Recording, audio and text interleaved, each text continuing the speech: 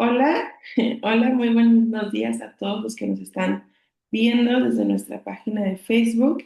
El día de hoy tenemos una conferencia virtual titulada Inflamación y Depresión, más allá de los neurotransmisores.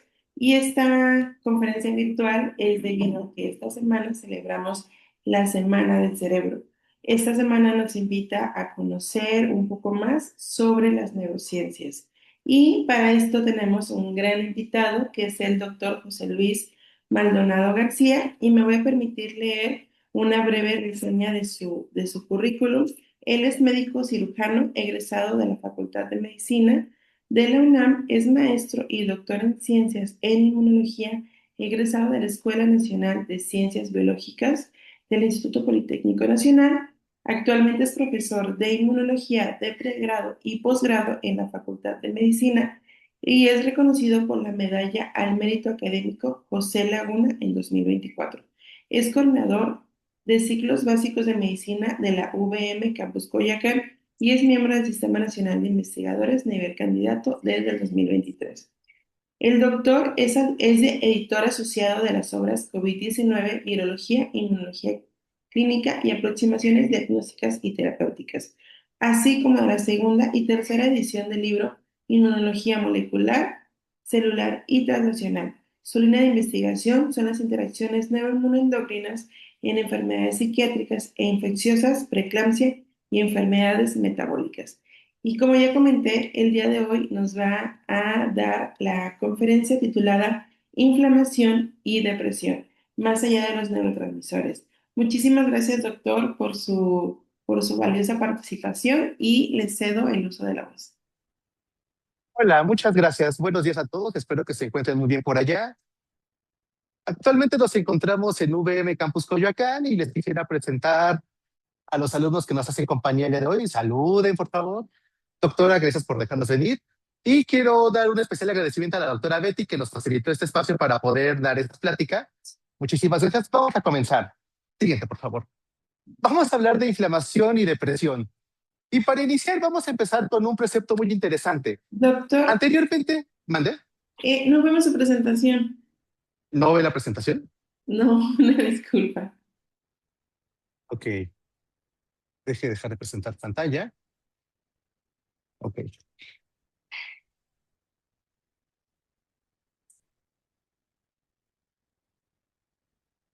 Ahí están viendo lo que comparto. Vemos la pantalla completa, pero no en modo presentación. Ahí Ah, ya se ve. Ok, sí. Adelante, muchas doctor. gracias. Entonces vamos a empezar sobre el dualismo de la mente y el cuerpo. Y es que anteriormente pensaba que existía que la mente y el cuerpo iban por separado.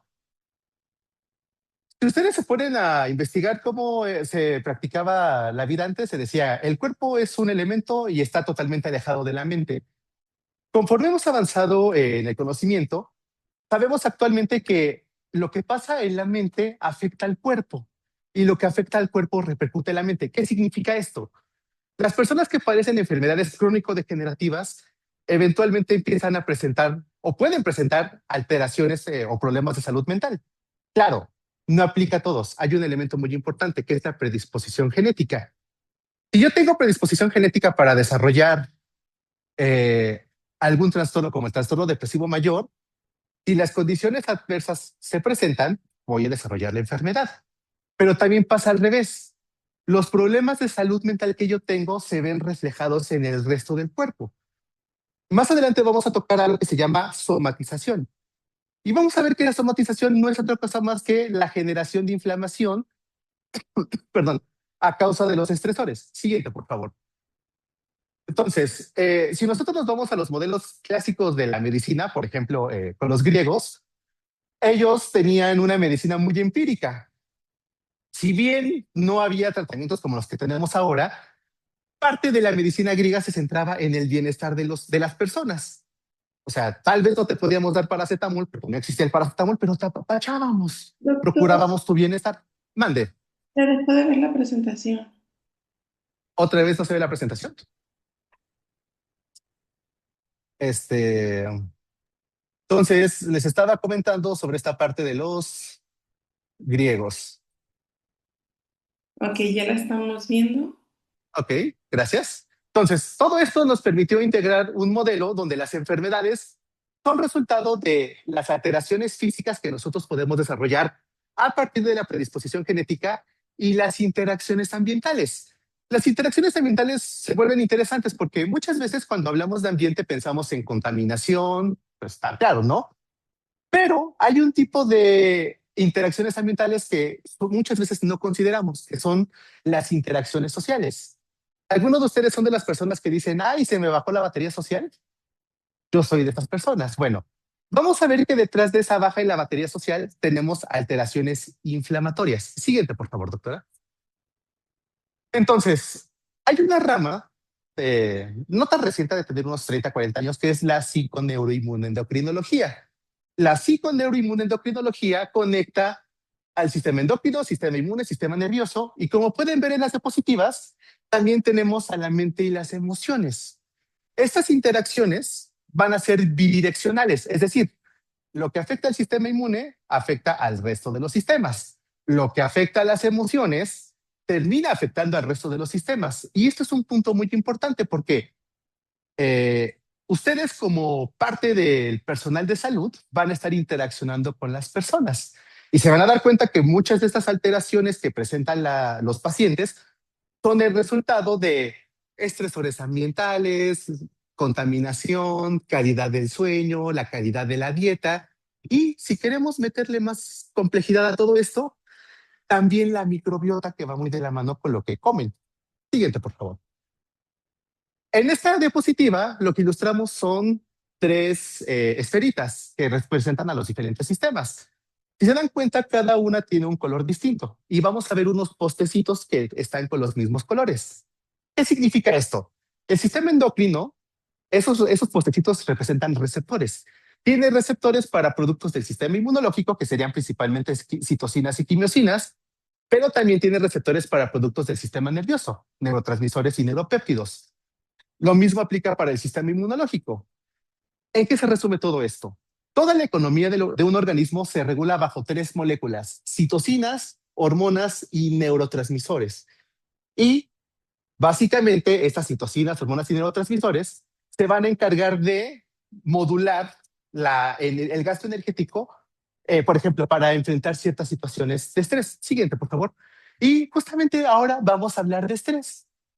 Definir estrés es muy complicado porque muchas veces la definición de estrés va muy de la mano con la disciplina que lo esté diciendo. Si ustedes le preguntan a los psicólogos qué es el estrés, van a dar una definición. Si ustedes salen y le preguntan a alguien qué es el estrés, van a decir, ah, pues es cuando tienes problemas. Pero ¿el estrés solo se remite a problemas? No. Básicamente el estrés puede tener un componente físico o emocional y básicamente es una respuesta que genera el cuerpo, es una respuesta fisiológica que nos lleva a la adaptación. Ahorita vamos a hablar de aspectos evolutivos del estrés y les va a hacer mucho sentido todo esto. Ahora, importante, el estrés se puede presentar de diferentes formas. Yo puedo tener un estresor muy agresivo una vez en la vida, puedo tener un estresor y quedarse durante mucho tiempo, o este estrés puede estar fluctuando.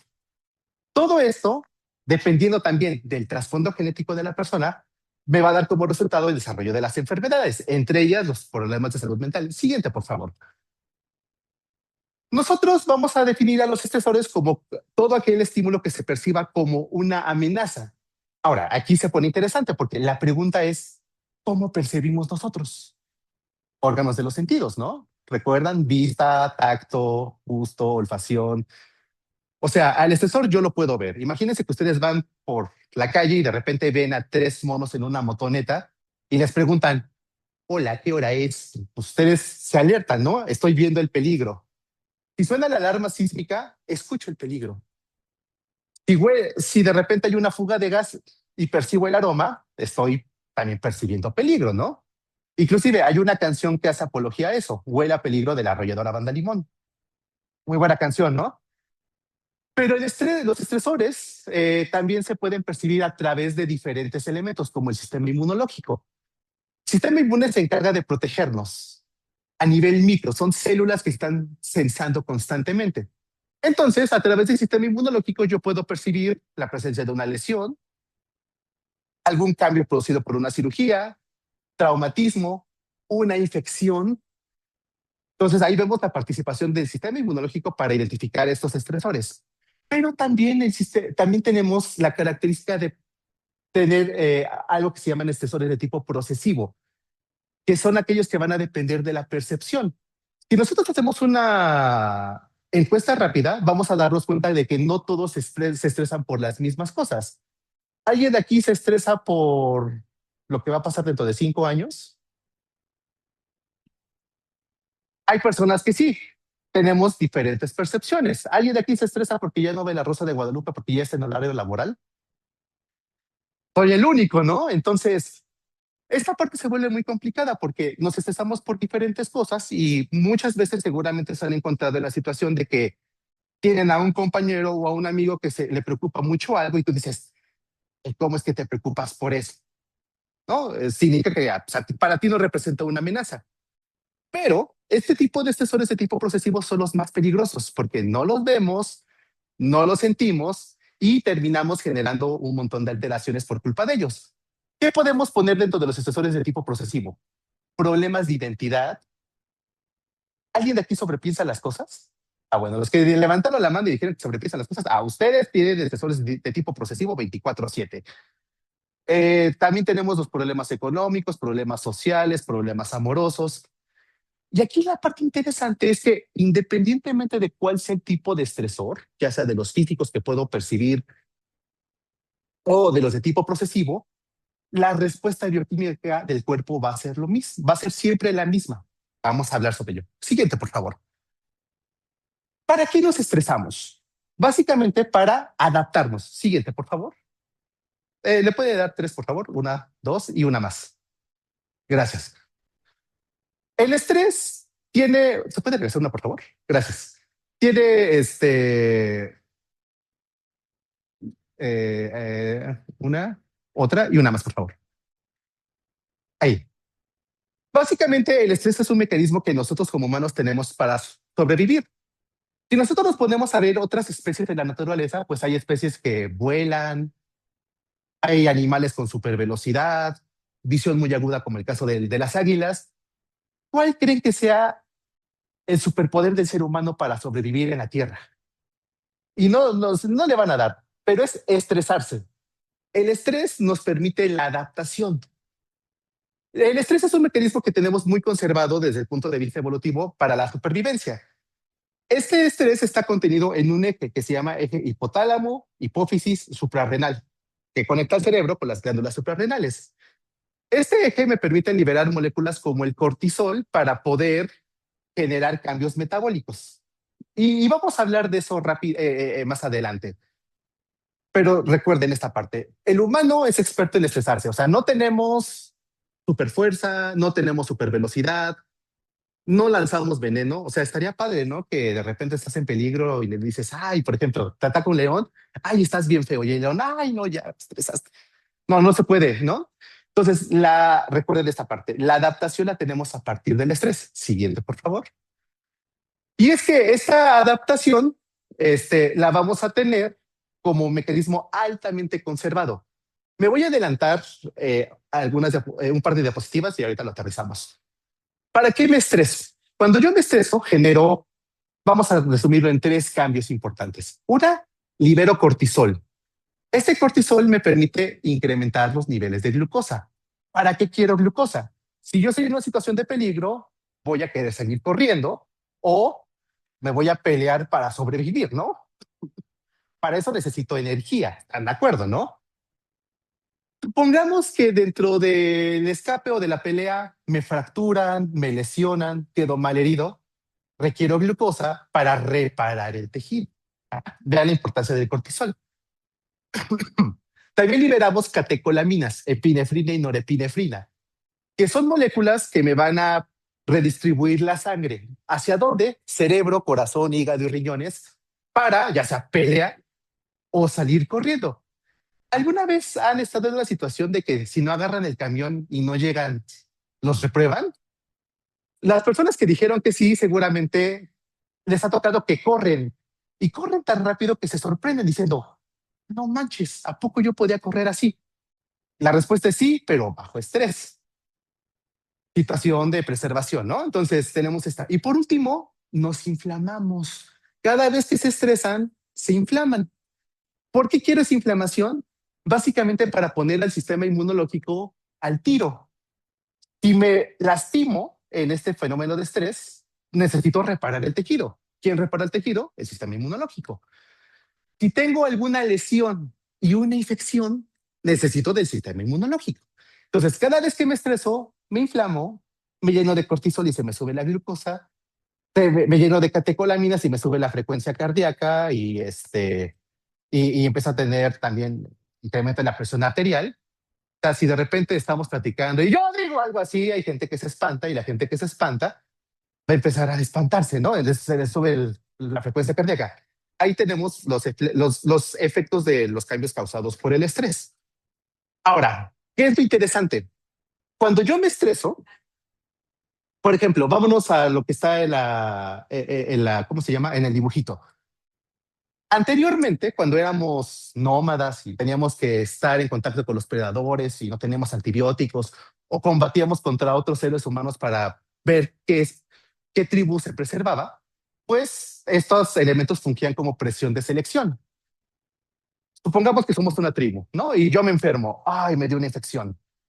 Si mi sistema inmune es apto para combatir la infección, me voy a sanar. ¿Qué significa eso? Me adapté. Pero si yo me enfermo y mi sistema inmune no funciona y me muero, pues ya valió Choco Crispis porque no me adapté. Desde el punto de vista evolutivo, ¿cuál es la ventaja de tener todo esto? Si yo me adapto y sobrevivo, voy a poder procrear, dejar descendencia. ¿Y qué voy a heredar? Mi poderosa genética inmunológica. Es decir, le estoy confiriendo ventaja a mis descendientes, ¿no? Seguramente han escuchado por ahí la frase de la raza débil, ¿no? La raza débil es la que no tiene un buen sistema inmunológico. Y hasta ahí todo está bien. ¿Qué es lo que pasa? Cuando el ser humano se adapta y pues ya tenemos toda la tecnología que hemos desarrollado, ya no necesitamos tanto estos mecanismos, ¿no? Ahora nos estresamos por otras cosas. Juanito no me contesta, a la chava con la que salí el viernes ya me gosteó 3 días y le presté 3,000 pesos y no me contesta. Si se dan cuenta, los estresores ya no son los mismos. Nos vamos más a los de tipo procesivo, pero recuerden, los estresores de tipo procesivo no se resuelven. O sea, yo tengo un problema porque empecé a estudiar enfermería y no me logro adaptar a la carrera y es todo el tiempo que estoy estresado. ¿Cómo vamos a ver reflejado todo esto? Alteraciones en el sueño. Si ustedes empiezan a someterse a estrés crónico, uno de los primeros cambios que van a ver es que cuando duermen, no descansan. Se levantan hasta más cansados o más tronados. Si les pasa eso, mucho ojo. Están empezando a llegar al límite. Y ahorita vamos a hablar sobre qué implica llegar al límite. Mientras un estresor no se resuelva, ustedes van a seguir inflamados, llenos de cortisol, con cambios como hiperglicemia, incremento de la frecuencia cardíaca o la presión arterial. Y no es de sorprenderse. Hay personas que están bajo estrés crónico y lo que van a empezar a manifestar va a ser problemas de hiperglicemia. Ustedes se van a encontrar eventualmente con personas que tienen glucosas en ayuno de 110, 115 y el único antecedente que van a tener es estrés crónico. Vean cómo la inflamación genera todo esto. Y ahorita les voy a explicar del mecanismo. Siguiente, por favor. Les presento a Hans Selye. Hans Selye fue un médico fue el médico que introdujo el concepto de estrés en la literatura médica. Básicamente lo que él hacía era experimentaba con ratones. Contexto rápido. A Hans Selye le tocó vivir la época donde se sabía que en la glándula suprarrenal había algo importante, porque si no lo tenías, te morías. ¿Qué era? ¿Quién sabe? Entonces, ¿qué hacían? Agarraban a ratitas y les empezaban a inyectar extractos de glándulas. Eso hacía que la glándula suprarrenal creciera, después se podía extraer y podían investigar. El doctor Selye hizo algo muy interesante, porque, siguiente, por favor, se dio cuenta que los cambios en la glándula suprarrenal no ocurrían únicamente en la glándula suprarrenal, también afectaban al sistema inmunológico. Entonces, el doctor Hansel ya hizo la primera conexión. La glándula suprarrenal tiene algo, no sé qué sea, que cuando se libera en exceso, suprime el sistema inmunológico. Ahorita vamos a cerrar la historia. Pero además se dio cuenta de algo. El doctor Hanselli se daba cuenta que cuando los ratoncitos ya estaban muy picados y muy afectados del glándula suprarrenal, se comportaban como las personas que estaban enfermas en un hospital. Eso se le llamó síndrome de solo estar enfermo, que ahora conocemos como sickness behavior. Ahorita les voy a poner este contexto del sickness behavior. Entonces, adicionalmente, el doctor Selye propuso tres fases para el fenómeno de adaptación. Y esas tres fases las vamos a ver en la siguiente diapositiva, por favor. Una fase de homeostasis, donde estamos bien, que es lo que está en color verde. Y si se dan cuenta, cuando pasamos a la fase 1, 2 y 3, tenemos dos posibles resultados. Una, la línea punteada negra, que es lo que uno esperaría tener siempre, que significa, tengo un problema de estrés, medio me logro adaptar. Y tenemos la línea blanca, donde vamos a tener un hiperfuncionamiento de algún componente del cuerpo y después ese se desploma. Y para esto les voy a poner un ejemplo interesante. ¿Qué pasa con la diabetes? O antes de la diabetes, hablemos de resistencia a la insulina. La resistencia a la insulina es un fenómeno que se caracteriza porque la insulina, cuando se pega a su receptor, no funciona. ¿Qué es lo que hace la insulina? Cuando la insulina se pega a su receptor, abre unos canales en las células que se llaman canales GLUT para que la glucosa pueda entrar. Cuando nosotros estamos inflamados, hay una molécula que se llama factor de necrosis tumoral alfa. Esta molécula lo que hace es evita que se pueda abrir el canal GLUT. Por lo tanto, la glucosa se queda fuera. Por lo tanto, si ustedes toman una glicemia capilar, va a salir elevada. Y no es que el paciente no produzca insulina. La insulina que produce se ve bloqueada por esta citocina proinflamatoria. ¿Qué es lo que pasa? Cuando yo me estreso, quedamos que sube la glucosa. Tengo que liberar insulina para bajar a niveles basales. Inicialmente todos empezamos en este punto. Las personas que toleran estos cambios tendrían el comportamiento de la línea negra, o sea, están adaptadas al cambio. ¿Qué pasa? Si yo tengo predisposición diabética para la diabetes, cuando me estrese, voy a empezar a tener picos de hiperglicemia, voy a liberar insulina, pero ¿se acuerdan del fenómeno de que cada vez que se estresan se inflaman? ¿Qué creen que va a pasar? La inflamación va a evitar que yo pueda contrarrestar los picos de hiperglicemia porque la insulina no va a funcionar y eventualmente me voy a empezar a sentir mal y cuando me tomo una glicemia capilar, ay, perro, tengo 116 en ayuno, pero si no como porquerías, bueno, si no comes porquerías, pero estás súper estresado. Para que vean cómo es que la inflamación empieza a ser precursora de enfermedades. Y un tip muy importante, si ustedes tienen pacientes que tienen, ¿cómo se llama? Diabetes, y a pesar de los tratamientos no logran bajar los niveles de glucosa, lo más probable es que tengan resistencia a la insulina por un problema de inflamación. Habrá que ver qué. Infección crónica, estrés psicológico, ahí tocará investigar. Siguiente, por favor. Les presento al doctor Bruce McEwen. El doctor Bruce McEwen, 40 años después de los descubrimientos de Selye, hizo un aporte muy interesante. Él descubrió que el cerebro tiene receptores para glucocorticoides. Ahora, la parte de la historia que no les terminé de contar. En 1950 se logró aislar el cortisol y los demás esteroides que se producen en la glándula suprarrenal. Se descifró. La glándula suprarrenal produce esteroides. Estos esteroides son muy importantes porque si no los tienes, te mueres. A eso se le llama enfermedad de Addison. Si yo tengo esteroides de más, suprimo el sistema inmunológico. Pero ojo, porque con los descubrimientos del doctor Bruce McEwen, sabemos que los esteroides también tienen efecto en el cerebro. Ahí es donde empezamos a relacionar cortisol, hormona del estrés, efectos sobre el sistema inmunológico, efectos sobre el cerebro. Siguiente, por favor. Y lo hizo de una forma muy elegante. Esto es una radiografía de un ratón y lo que están viendo ahí es la proyección del cerebro del ratón. ¿Qué fue lo que hizo? Sabiendo que el cerebro tiene receptores para corticosterona, agarró esta molécula, le puso un isótopo radioactivo, se le inyectó al ratón, esperó 15 minutos a que se difundiera por todo el cuerpo y los puntitos negros son las moléculas pegadas con un isótopo radioactivo. ¿Por qué es importante esto?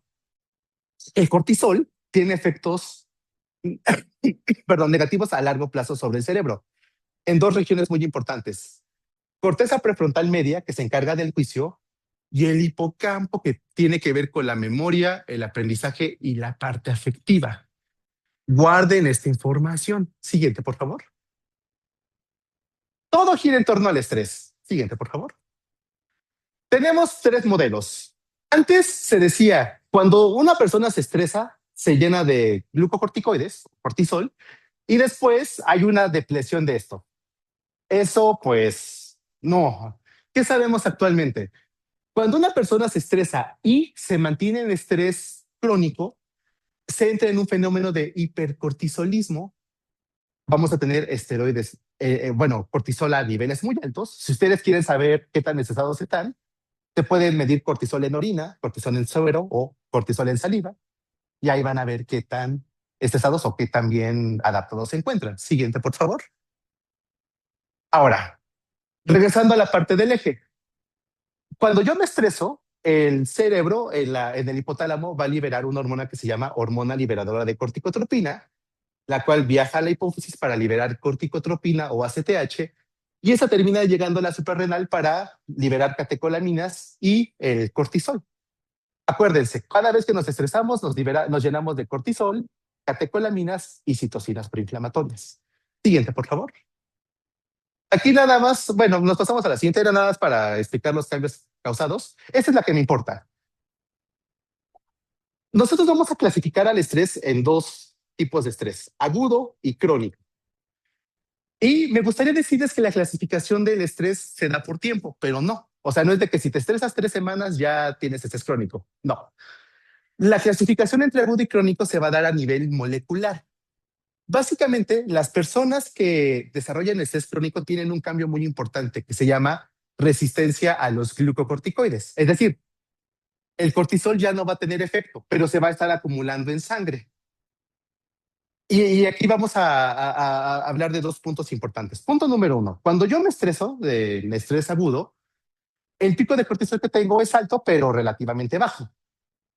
Se da por un tiempo corto y tenemos un efecto estimulante sobre el sistema inmune. ¿Se acuerdan que decíamos que tenemos que tener preparado el sistema inmune para atacar o para corregir algún problema? Ahí tenemos esta parte. Hay un efecto positivo y en el cerebro tenemos una sensibilización. Cuando ustedes se estresan o, por ejemplo, los espantan, se darán cuenta que entran en un estado de alerta, ¿no? Ahí el cortisol es benéfico. Pero ¿qué pasa? Si yo me quedo en estrés crónico, por ejemplo, porque tengo problemas amorosos, tengo una amiga que lleva 7 años sin superar a su ex. Imagínense el nivel de cortisol que tenga. Pero vamos a ejemplos más realistas. Personas con infecciones crónicas. Tengo una infección viral crónica que no se me quita. Ah, bueno, pues seguramente tienes el cortisol, no por los cielos, pero sí elevado de forma sostenida. Efectos sobre el sistema inmunológico, supresión. El cortisol en estrés crónico suprime el sistema inmunológico. Y esto nos permite explicar parcialmente por qué las personas con depresión que están estresadas de forma crónica son más susceptibles a infecciones, sobre todo de tipo viral. Y si leen donde dice efectos sobre el sistema nervioso, dice apoptosis, muerte neuronal. Y eso está bien padre porque habíamos dicho que habían dos sitios donde el cortisol hacía de las suyas, corteza prefrontal media y el hipocampo. Voy a dejarles una pregunta para que ustedes la resuelvan haciendo introspección.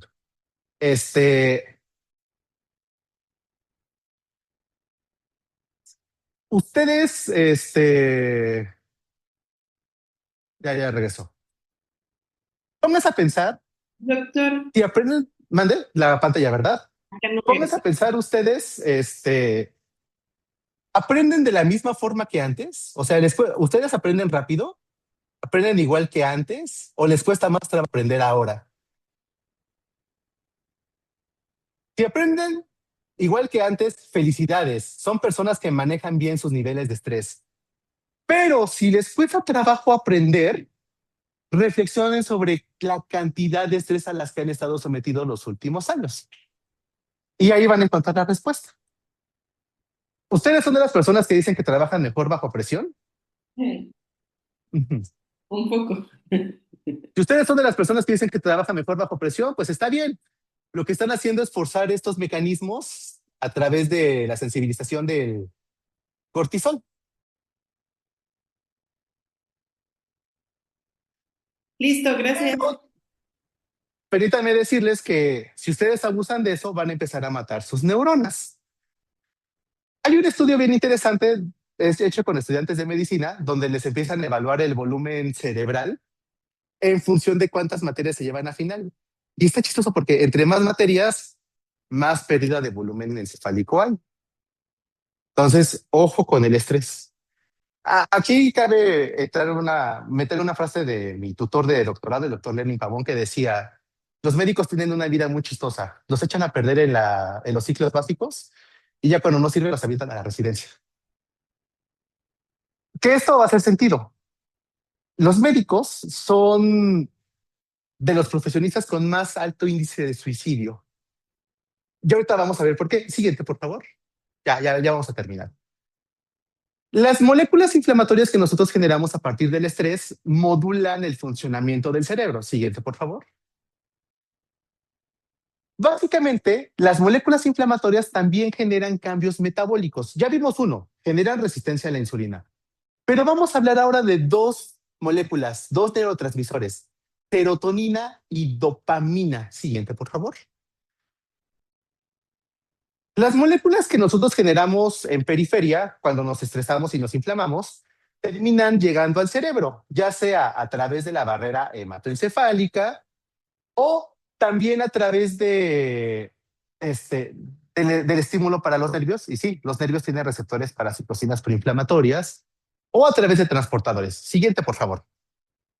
¿Cuál es el punto? Cuando yo me estreso y me inflamo, genero dos cambios metabólicos.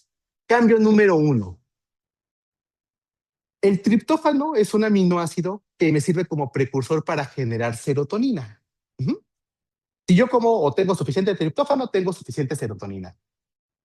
Cuando yo me inflamo, hay un cambio metabólico que hace que el triptófano ya no haga serotonina, hace otras moléculas que se llaman quinureninas, que son las que están en rojito. Estas quinureninas son moléculas que estimulan al cerebro. Por esa razón, ustedes cuando se estresan dicen, no manches, sí, siento como que me concentro más. Sí, es un efecto por las quinureninas, pero ¿qué creen? Eventualmente, esta sobreestimulación mata a las neuronas. Y ahí es cuando vienen los problemas de aprendizaje, los problemas de memoria. Inclusive, no sé si ustedes han notado que las personas que están bajo estrés crónico, uno de los temas que empiezan a presentar es se empiezan a aislar de forma social, disminuye la parte afectiva. Todo esto es por eso. Y por el otro lado, cuando hay inflamación, se suprime un cofactor, ahí viene como BH4 o tetrahidrobiopterina. Este cofactor a mí me sirve para generar dopamina. ¿Ustedes saben para qué sirve la dopamina? Circuito de recompensa. Cuando yo estoy triste, ¿qué hago? Doy el tarjetazo para comprar cosas. La última vez que me puse muy triste, me gasté como 18,000 pesos en una caja de discos de los Beatles, pero no importó porque me llenó de dopamina, ¿no? Está padre, ¿no? O sea, pues para eso sirve el circuito de recompensa de la dopamina. ¿Qué fue lo que pasó? ¿O qué es lo que pasa? Cuando yo tengo estrés crónico, la inflamación disminuye la producción de dopamina y vamos a tener aplanamiento emocional. ¿Cómo se ve el aplanamiento emocional? Hola muchachos, estoy muy feliz. Hoy es un día en el que me siento muy emocionado por estar platicando con ustedes. No quepo de la felicidad. Yupi. Si ustedes conocen a alguien con depresión crónica, se van a dar cuenta que, a pesar de que toman antidepresivos, tienen este aplanamiento emocional. Y esto me lleva a mencionarles algo. La solución para la depresión no son los antidepresivos, son una parte, pero hay que corregir todos los problemas inflamatorios de fondo. Si mi depresión está porque no he logrado superar a mi ex o porque tengo expectativas muy grandes y no las he logrado cumplir, pues mientras yo tenga esa sensación de que no soy nada, voy a seguir inflamado, aunque me den antidepresivos. Y ojo, porque queremos que la inflamación disminuye la producción de estos neurotransmisores. ¿Qué tengo que hacer? Dar el tratamiento complementario. Acuérdense, somos seres biopsicosociales. Entender el entorno del paciente es importante. Si yo llevara terapia, pues entendería de que, o sea, está bien que tengo expectativas, pero no es de a fuerzas estarlas cumpliendo. Eso me va a quitar una carga de encima. Quitar una carga de encima y quitar esta parte tensional me va a disminuir la inflamación. Si disminuye la inflamación, este sistema se empieza a recuperar. ¿Qué más puedo hacer? Dieta, ejercicio. El ejercicio es muy importante. Han salido muchas publicaciones últimamente que hablan sobre la importancia del ejercicio para el manejo del estrés. Recuerden, somos seres biopsicosociales. Siguiente, por favor. Aquí tenemos resumidos los cambios. La enzima que se encarga de disminuir la producción de la serotonina se llama indolamina 2,3-dioxigenasa y el exceso oxidativo inhibe a la tetrahidrobiopterina. Resultado, menos serotonina, menos dopamina. Aplanamiento emocional y en el caso de la serotonina, trastornos del sueño, dificultad para concentrarse. No sé si ustedes han tenido esos días donde dicen, yo ya ando vibrando muy bajo. Vibrar bajo significa que la producción de estos neurotransmisores están bajas, ¿no? ¿Y a quién le echamos la culpa? La inflamación. Siguiente, por favor. Ya para finalizar, en el cerebro tenemos células como la microglia y los astrocitos. Cuando yo tengo un estrés agudo, cada vez que me estreso hay inflamación, ¿no? Esta inflamación se ve reflejada en el cerebro. Si yo resuelvo el estrés, no hay mayor problema. Pero si yo estoy con el estrés sostenido, el cerebro va a tener un cambio donde vamos a producir más moléculas inflamatorias. Y acuérdense, más moléculas inflamatorias es igual a menos serotonina y menos dopamina. ¿Qué quiero llegar con esto? Hay un ejemplo muy interesante que seguramente les va a hacer clic. Ustedes seguramente alguna vez se han enfermado de esas veces que se ponen tan mal que, no quiero ir a la escuela hoy. Mañana pido un justificante, ¿no? Esas infecciones que te tumban 3 días. ¿Qué pasa ahí? Cuando viene la infección, viene la liberación de moléculas inflamatorias y quedamos que cuando se inflamamos en la periferia, se inflama el cerebro. Siguiente, por favor. Cuando yo tengo esta inflamación en el cerebro, voy a tener este sickness behavior o el comportamiento asociado a la enfermedad, que es un conjunto de cambios conductuales que se desarrollan en personas enfermas por culpa de las citocinas proinflamatorias. Menos serotonina y menos dopamina me van a dar letargo, astenia, adinamia, pérdida del apetito, sensación de malestar general, dificultad para concentrarse, puede haber hiperalgesia e inclusive aislamiento social. Cuando ustedes se enferman, ¿quieren visitas? No, o sea, no, quieres estar solo. Cuando se enferman les dan ganas de ponerse a estudiar. Voy a estudiar para mi examen vital. No, ¿verdad? Todos estos cambios están dados por las moléculas inflamatorias. Pero ojo, cuando ustedes se recuperan de la infección y baja la inflamación, regresan a sus niveles normales. ¿Qué es lo que pasa? En las personas con depresión, estos cambios se dan de forma sostenida. Están con moléculas inflamatorias al full, con cortisol elevadísimo. Y si se dan cuenta, esos síntomas son los síntomas que padecen las personas con trastorno depresivo mayor, causado por la inflamación. Nuevamente, detrás de la depresión no tenemos solo disminución de neurotransmisores, tenemos un fenómeno inflamatorio que empieza a generar otro tipo de alteraciones. Ya para cerrar, ¿qué tipo de alteraciones? Ya vimos que puede generar diabetes. No es de esperarse que alguien con depresión desarrolle diabetes. Hipertensión o problemas cardíacos. No es de sorprenderse que una persona con depresión termine generando mayor riesgo cardiovascular. Muchas personas por depresión se mueren por infartos o por trombosis. Ahí vemos la importancia o cómo la inflamación toma cada vez un papel más central. Por ejemplo, en mi instancia en el Instituto Nacional de Psiquiatría trabajamos con adolescentes deprimidos. Y resulta que los adolescentes deprimidos están altamente inflamados. Y eso nos ha llevado a que en el hospital se registren muertes por infarto en pacientes de su edad. Tienen alrededor de 20 años, ¿no? 20, 21 años. Imagínense 20, 21 años que te infartes. Y por culpa de la inflamación por la depresión, está complicado, ¿no? Siguiente, por favor. Ya para finalizar, les quiero compartir uno de mis hijos. A mis artículos les llamo hijos. En este hablamos sobre cómo la inflamación genera cambios o influye en la psiquiatría, en las enfermedades psiquiátricas. Y recuerden, la inflamación tiene un papel central. Aquí hablamos de inflamación en general. ¿De dónde puede venir la inflamación? De los estresores sociales. Pero también los problemas metabólicos como la diabetes me pueden llevar a desarrollar complicaciones psiquiátricas. Y ese es un campo que no está estudiado. Si ustedes tienen familiares con diabetes crónica, pregúntenles cómo se sienten y van a decirles, pues un día me siento bien, 3 más o menos, una semana me siento mal, y tienen esas fluctuaciones que se deben a los cambios inflamatorios. Entre más descontrolada esté la glucosa, van a encontrar más pronunciadas estas fluctuaciones, ¿vale? Por mi parte sería todo. Espero que les haya gustado la sesión y muchísimas gracias. Hola, hola, muchísimas gracias, doctor. Un tema bastante interesante. Y además creo que todos sus ejemplos fueron bastante acertados. Aquí estábamos nosotros pensando, sí, claro, yo también. Ahorita nosotros en la mañana estuvimos un poco estresadas con la transmisión. Y bueno, tenemos algunas preguntas de las personas conectadas en este momento. Una de las Ajá. preguntas es si se conoce. Permítame tantito. ¿Puedo ponerlas en altavoz para que escuchen las preguntas que les van a hacer? Ah, sí, claro. Ajá, y también aquí si hay preguntas. A ver, vamos a escuchar las preguntas. Ok, ¿me escuchan ya? No, permítame tantito. A ver, ok. Sesión de preguntas y respuestas, chicos.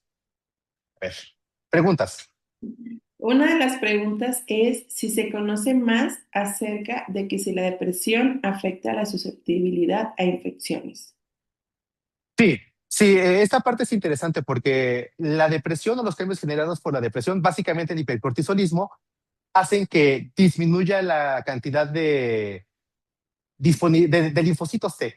Esa disminución de linfocitos T hace que haya más susceptibilidad a infecciones, sobre todo de índole viral, Ok, entonces hay una mayor predisposición a enfermedades infecciosas. infecciosas en general. En O, general, sí, principalmente virales, principalmente virales. y esta no es pregunta, pero entonces, como si pensamos en los perfiles de respuesta TH1, 2, 17, ahí también hay una polarización hacia un perfil. Sí, hay polarización hacia el perfil TH2, pero va de la mano de interleucina 10. Y Ok. por sí solo, el hipercortisolismo mata a los linfocitos T y ahí tenemos a los citotóxicos que son los responsables de las infecciones virales. Ujú. Ok, bastante interesante. Y otra pregunta es si se conoce si también los antidepresivos afecta el número de leucocitos, si estos aumentan o disminuyen. Que es Esa es justo lo una que... pregunta muy interesante. Sí, afectan, más que, sí afectan el número, tratan de hacer esta conversión, o sea, tendríamos una recuperación de linfocitos T, pero también se encargan de modular la función. Y esto va para también los que tenemos, los chicos que tenemos presentes aquí en VM. ¿Qué les iba a decir? Sí. Hay una molécula que va de la mano con la serotonina, que es el interferón gamma. El interferón gamma es muy bueno para activar a las células que matan a las infecciones virales. ¿No? Entonces, cuando damos antidepresivos, ganamos esta función, pero hay una función oculta del interferón gamma. Resulta que el interferón gamma se encarga de la conexión social del cerebro.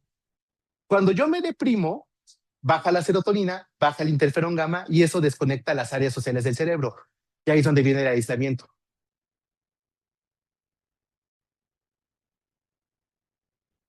Y tenemos una última pregunta. ¿Qué, Ah, qué repercusión tiene el ciclo circadiano en los procesos de inflamación y el sistema nervioso? esta pregunta está muy buena y esta también va para ustedes. Los ciclos circadianos son estos ciclos de luz y oscuridad que se encargan de regular las funciones metabólicas del cuerpo. Y bueno, esto está regulado por la melatonina. Nos dormimos con la melatonina y despertamos con el cortisol. Cuando tenemos problemas de estrés crónico, disminuye la producción de melatonina. La melatonina viene de la serotonina. Si yo estoy estresado, ya vimos que hay inflamación, menos serotonina y por ende menos melatonina. Vamos a empezar a tener alteraciones del sueño. Esas alteraciones del sueño me van a generar inflamación. Y ojo, porque hay un concepto muy interesante que es el de, que tengas un sueño reparador. Ese sueño reparador consiste en estar repoblando las constantemente las células que yo pierdo en el día, especialmente las del sistema inmune. Cuando ustedes no duermen bien, van a tener un balance negativo de células. Ese cambio es suficiente para generar inflamación. Ojo, entre más se prolonguen sus problemas de sueño, van a empezar a tener alteraciones en la barrera hematoencefálica y eso puede disparar algunos problemas de salud mental como ansiedad, depresión y si tienen predisposición genética hasta esquizofrenia. Entonces, mucho cuidado con eso. ¿Alguien de aquí tiene alguna pregunta?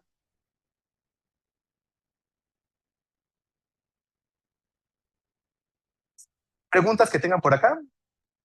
Por la transmisión y las personas conectadas, terminamos con las preguntas. Entonces, si de aquel lado tienen preguntas, adelante. ¿Alguien que tenga una pregunta? Ok. Pero vamos a acercar el micrófono, porque ahora el micrófono es el celular. Sí. Decía que también tenía que ver la parte prefrontal, ¿no? Entonces, el estrés, por ende, eh, sí afecta a nuestras decisiones, o sea, sí se ve alterada esa parte. Sí. No. ¿Cómo lo vamos reflejado? Ahí va a depender también de la persona. Preguntaban si la corteza prefrontal, ¿cómo influye la corteza prefrontal? La corteza prefrontal se encarga de la parte del juicio. En individuos muy susceptibles, esta parte del juicio me puede llevar a tomar decisiones muy alocadas. ¿Alguna vez han tomado decisiones por impulso de, no mames, me cortó Juan, me voy a emborrachar y acostarme con el primero que vea? Yo no fui ese, pero casi lo fui. Ese tipo de decisiones, ahí es donde vamos a tener las alteraciones de la corteza prefrontal. Ahora, si nos vamos al otro extremo, en el suicidio, esas alteraciones de la corteza prefrontal es lo que nos permite conectar a la depresión con el suicidio. ¿Alguien más tiene alguna pregunta? Por eso funciona. No, pues tampoco tenemos más preguntas para acá.